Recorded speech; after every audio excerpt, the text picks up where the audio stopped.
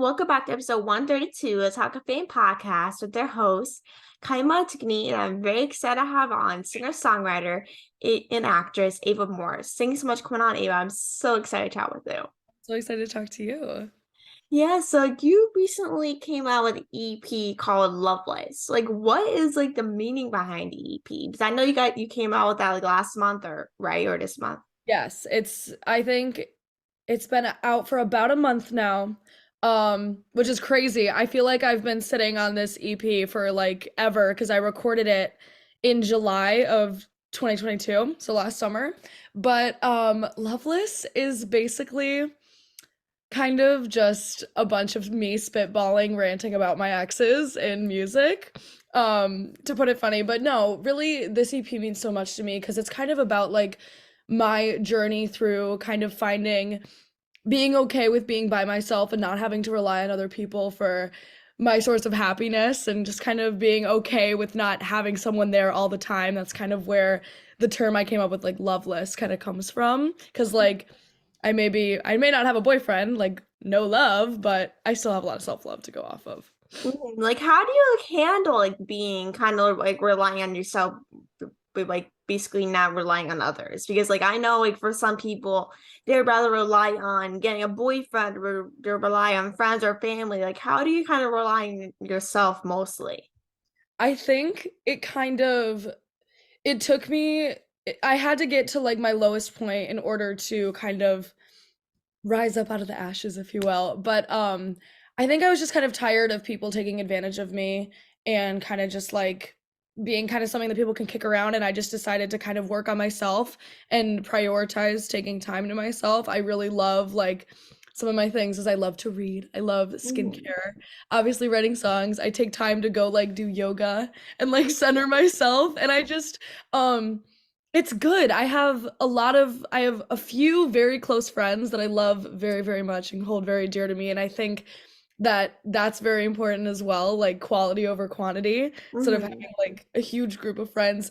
I did cut off a lot of people, but I think it was for the better because they were toxic and not good for me whatsoever. And through that, I just came to be very happy with who I am and people that I'm around. Yeah, I like what you said earlier. You like to read skincare. I literally do the exact same thing. Whenever I'm not doing work, I'm always reading because I'm a readaholic. I'm always reading. I'm always hopping one book from the next. Yeah, I love it. It's so good. Just being able to take care of yourself and just kind of disassociate for a little bit, and nothing really matters. It's really nice. It's therapy. Yeah, exactly. And do you have a favorite book, or are you reading anything right now? Okay, I just finished reading Fight Club because I love the movie and I needed to read the book. One of my favorite books of all time is it's kind of like a classic. It's The Picture of Dorian Gray by Oscar Wilde. So it's super old book, but I love that book. It brings me to tears. Yeah, I love so much reading that. I just finished what did I just finish? Green Lights by Matthew McConaughey. I'm legit now on The Light We Carry by Michelle Obama. I'm legit after I Okay. finished it, next day I legit start reading a new book. I'm always whenever I finish, I legit just start reading the day after a different one. That's impressive. I mean, honestly, I kind of take a break. I'm not as avid as you are, but respect to you. I wish I could be because I wish I could make more time than I do, but I still love. Yeah, even there's sometimes where I just start reading a book and just don't read for weeks. Or yeah, when I finish a book, I just don't start for a couple of days. I'm oh well, I should get reading. This kind of I'm bored. I need to do something for myself rather than be on my doing work and be on my phone the whole time.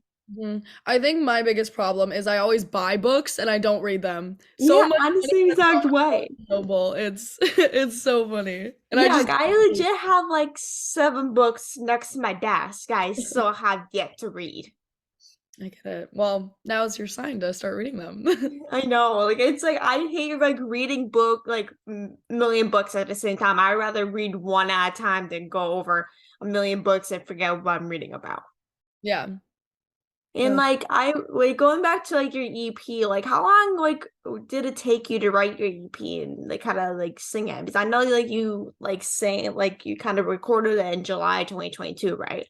Yes. So it was really, honestly, I feel like it probably took me, all of them were written at very different times, which I feel like was necessary for me because that's another reason why the EP is so personal to me, is because these are real experiences and songs that I wrote sitting on my at my piano just with tears streaming down my face after I found out like a guy cheated on me. Like they're very in the moment, very real. And I think like, so I think I wrote, the first song that I wrote for the EP was a song called Only One Lying, and that was probably in October 2021. So it's been more than a year that these have been like going. And all of them in different ways. Like some of them just like in one go, some of them took like weeks on end to like finish, but they're all very unique and very fun. Like how many like singles and stuff are on the album? Like is there like a couple or you just kind of made like a lot of songs to the album?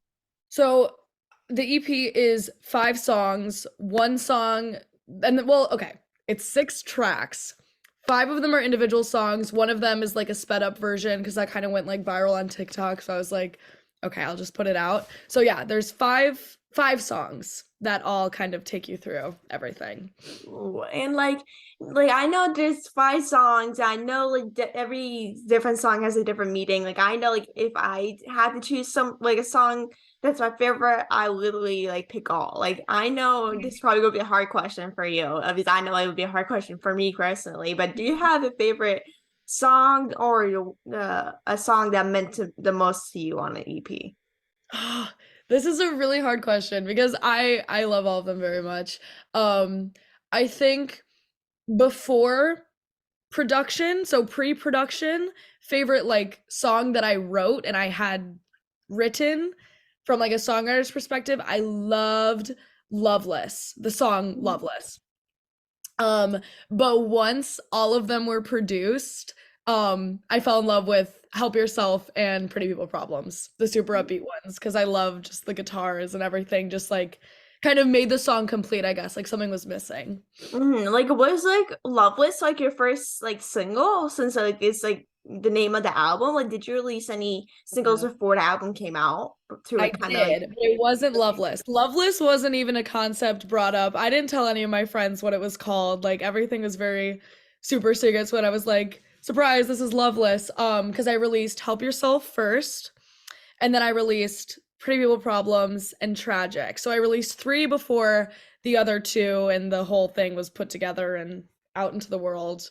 Um, but yeah, so Loveless wasn't really like a thing until it was out. So it was Mhm. kind of a surprise. Yeah, like I know like some artists they usually like to come out with the album song like the name of the album song first before they release the album so they can like kind of like showcase like Yeah. a whole album. So I was kind of curious like which ones you came out first. Yeah, that's a good question. No, I'm very secretive. I like keeping people on their toes. Yeah, So like for me, like I like keeping secrets, but then I'm also bad at it. Like I'm horrible at keeping secrets because like, it's like inside me, like I'm like, oh, I can't hold it any longer. Like I yeah. just it's horrible. But then I'm like, oh, this is the best secret I ever held in my life. Oh Like, yeah. I think I did pretty well with keeping these songs kind of, because all my friends obviously know all the things that I do and are very supportive through everything. But I there's like this hill, like a giant like mountain, I guess. Not really a mountain, but like it's kind of like an elevated landmark in Illinois, as elevated as you can get. And it's really pretty for sunsets. And I took my best friend there and I was like, by the way, here are my 5 songs that I'm gonna come out with. And she was like, oh my God, I had no idea. So it was like, it was really cool to be able to do that because I was like, yes, I got him. I surprised you. You had no like idea. was that before like, you announced it, or it was like, oh, like Yeah. here you go, like here's some music for you. Well, this was in like August. So right after I got back from California from like recording and everything. Because I didn't tell them why I was going to California because they don't, I'm always there. So they're like, okay, bye, like go. So I'm like, okay. And then I came back and I was like, oh yeah, by the way, like I was gone for like a month because I like had 5 songs that you're now gonna hear. So it was a cool moment. It's like, okay, well, see you later. Like, go to California. I don't care where you're going. I don't know what you're there for, but to see you later. Like, Yeah. to see you later. Well, it's super funny, but they're very supportive, and I love my friends for that. And like, in terms of the album and music, like, do you have any more music coming out this year that we can like tune in? Like I said, I like keeping secrets, but I promise there will be more things coming soon. Yeah. I'm just I can I'm definitely not gonna expect. tell you much. I'm not gonna tell you much. Yeah, there's definitely probably gonna be more California trips, though, right? Yes, more California trips, more music, more things, more heartbreaks. But And so to switch like the topic, like you in terms of acting and stuff yeah. like that, like last year you voiced Miriam in Pixar's film Turning Red, which is an amazing film. And like how would you describe your character in the film and the film itself, if no one that's ever seen it? Okay. To no one that's ever seen it, it's this is so hard. Um Turning Red is kind of like a little coming of age with a hint of magical Pixar-ness. And I think it's really cool because it's very cultural. Like we see a lot of like Asian culture throughout it. And I think that that's amazing. It was amazing to be part of such a cast and a film that was so like important to so many people. And I think that was really cool. That's what made it so special. But Miriam, on the other hand, she's kind of like the token BFF, like very fun, always knows how to have a good time. Not too different from me, very outgoing, loves her friends. And she cares so much for people. And I like to think that I like take something out of every character that I play. And I think it's just the kindness and the forgiveness that she brought to the movie is just really special and not something that you can find very easily. Is it on Disney Plus or where can you find the movie? Yes, it's on Disney Plus. I know that for sure. I think no, it was not in theaters. I think it's only on Disney Plus. Ooh, and like in Turning Red, you voice acted alongside Sandra Oh, which is such an amazing actress. Like I watched her in Grey's Anatomy. She's terrific. Like, did you get to meet her while working on a film? Okay, not while working on the film because all the filming and recording process was all during COVID. Oh, So I recorded the entire movie kind of in solitude in my closet on FaceTime with Domi, the director, and just kind of did that for a whole year because I couldn't go anywhere. So I didn't talk to anybody except for Domi and Lindsay, the director and the producer. And then when they flew me out to California, like literally a year ago today, it's oh, really? Like on a date? yeah, today was the premiere and the everything. So they flew me out and I had press in the morning and I was super groggy. This is like my first huge like red carpet like press like we're going BuzzFeed like it was really intense, but I went out with it. Like I had an amazing makeup artist who kind of like talked me through everything. And then I kind of got like rushed into the room for press. I'm just like sitting there on my phone and then all of a sudden um somebody like grabs my knee and I'm like hi, and I like look up from my phone and it's Sandra Oh. She's like, oh my god, like you're Ava Morse. And I'm like, oh my god, you're Sandra Oh. Like it was really cool. She's like, you did such an amazing thing on the movie. Like, congratulations. I'm like, you're you. Like, I'm a huge fan. But she was really intimidating. Like I thought she was gonna be kind of like, I don't know. I don't know, like not very bubbly, but she was so bubbly, so much fun. She's an incredible actress and like just the way she like poises herself and like the energy shift when she like walks in the room is crazy. She's amazing. Like, did you like watch any of her like roles like or TV shows before like you like worked with her? Before I worked with her, not intentionally. I mean, I watched Grey's Anatomy and like that's pretty much it. But not in preparation for like meeting her, I guess, but also with Mayatri Ramakushin, who voices another one of the friends. Like I had seen Never Have I Ever, and I've Mhm. seen like all that, so I like knew them from everywhere. So it was kind of cool to like actually meet them and be like almost equal to them in a way, because they were like, "Oh yeah, hey, we're in the same movie." And I'm like, I've been watching you for years. This is weird." Yeah, it's like so weird, but it's like when I watch, like the only thing I watch of Sandra Oh is Grey's Anatomy because I'm a huge Grey's Anatomy fan, and like when like with being an interviewer, like when you interview some like your favorite artists or celebrities or whatever it is, you're like, how am I talking to someone that I grew up watching or listening to? Like this Yeah. can't be real. It was weird. And the fact that she touched my knee was really scary, but I was like, "Thank you." Like I didn't wash that knee for a week. I'm kidding. Oh, Um, like that's literally what I say. When I meet my first celebrity and he touches me or whatever happens, I'm like, I'm not getting a shower for a week. Like this is not happening. I'm not washing myself. it It was it was might seem crazy. like dramatic, but it's like it's true. Like you're not like don't want to do anything with it. I think the surrealist moment for me, like Sandra Oh was crazy, everyone was crazy, but was when I realized that Billie Eilish was actually sitting behind me at the movie premiere, like when we went in to Ooh. watch the movie. She was just like casually behind me, and I was just like, Oh my gosh, like that's insane. Like, did you yeah. talk to her or anything? I did. I actually she actually talked to me first. I was like ushered in because I was late, and I was at movie premieres. It's funny, they have like snack tables before you walk in, and you can like grab all the snacks you want. So I was like, okay. So I like had like 4 bags of Twizzlers, and I was like being ushered into my seat. And then all of a sudden I hear like, "I love your hair." And I'm like, "Thank you." And it was Billie Eilish. And I was like, "Oh my God." And I was like, "I'm a huge fan. Like, my name's Ava. Like, I voiced Miriam." And she's like, "Oh my God. Like, you did so good." And I was like, "Oh my God." And then I got a picture with her, which was crazy. And that's been like my lock screen for like ever.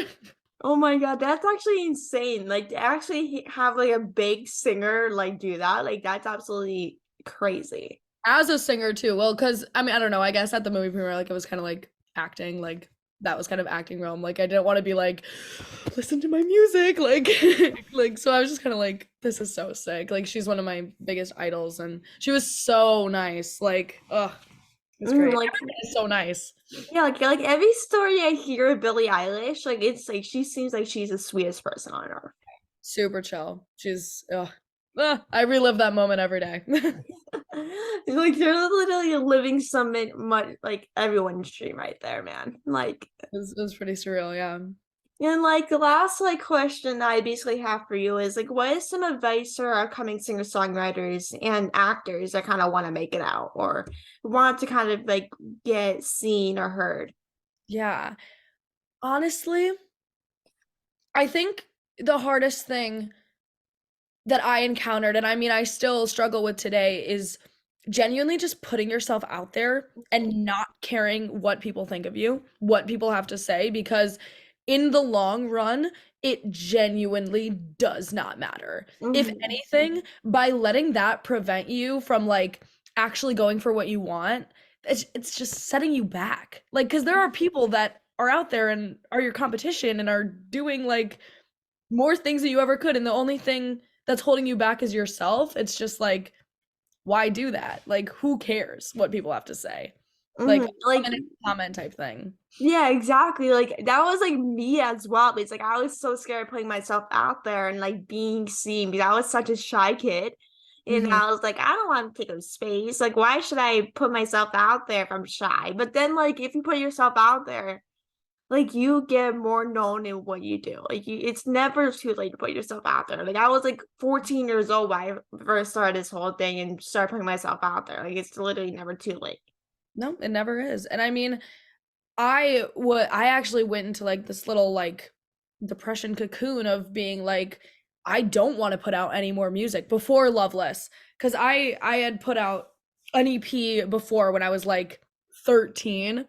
Um And I was just getting like, I would go to school and people would be like, haha, like playing my song. And I was just like, stay focused, stay focused. And I kind of like, I let it get to me and I was just kind of like, damn, like, I don't, this sucks. Like, I don't want to do this. I would rather just be a normal kid. And then I was like, you know what? No, I don't. Like, what am I saying? I don't care what any of these people have to say. And then, so hence Loveless was born. Like, that's why, that's another reason why it means so much to me because it's kind of what got me out of that kind of hole of being like, I'm scared and I don't want to do this because I care so much about what people have to say. But it, music is so amazing and acting as well in the way that it touches people. Like it genuinely does. People, music has an effect over people unlike nothing else. And being able to provide something like that to somebody is just a beautiful thing. And that's why I do it. So it's like, if you don't like it, then it's just not for you. Your comment is only giving me more views. Like I don't care what you have to say. Like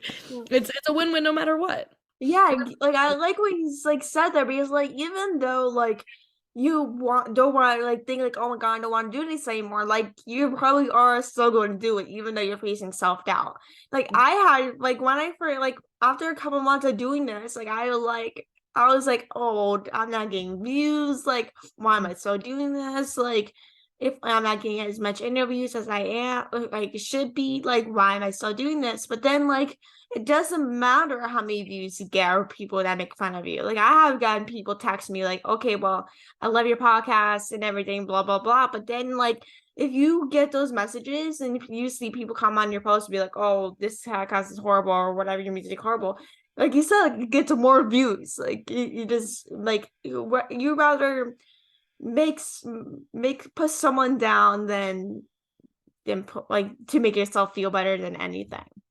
And I mean, if anything, if all these I had a video go viral kind of a couple weeks ago and it was literally like six like viral 6 million views and all of it was hate. Like it was a video of me and my mom and it was like a joke about how she wasn't letting me go to the Oscars or whatever, but it was completely a joke. Like I wasn't even invited to the Oscars. I was just nominated. Like it was not like anything personal. And everyone was like, your mom is so dumb. Like everything was like crazy. But I'm like, you're 6 million views on a TikTok. Meanwhile, all the streams on my music are going up. So talk as much like bad things as you want because I'm still winning. So it's like everything's a win. Yeah, like seriously, everything's a win. Like if you go keep hating, like there's 6 million views, and the important thing is people are seeing my music, my and promoting myself. Like that's the best part of it. Yeah, it's great. And like with promoting yourself, like it's such like a best thing because if you post a reel and goes viral, like good for myself. Like no one's getting that many views. Like that's something to pat on your back for. You're set. And I mean, I'm 17. I love TikTok. I love making videos of myself and staring at myself all day long. Like it's a great time. So like it doesn't even feel like work. So Yeah, exactly. Like even with doing podcasts and journalism, it does not feel like work, even though it is work technically, but it's like it doesn't feel like it if you love it so much, I yeah. feel. Yeah, for sure. And It's like, passion that drives it. yeah, exactly. And like, I just want to thank you so much for joining and taking the time. I love chatting and yeah, just keep up the great work and can't wait to see what you do this year. And just thanks so much for joining and thank you everyone for listening and stay tuned for next episode. Thank you so much, Ava, for joining. Thank you for having me. Of course. Bye. Bye.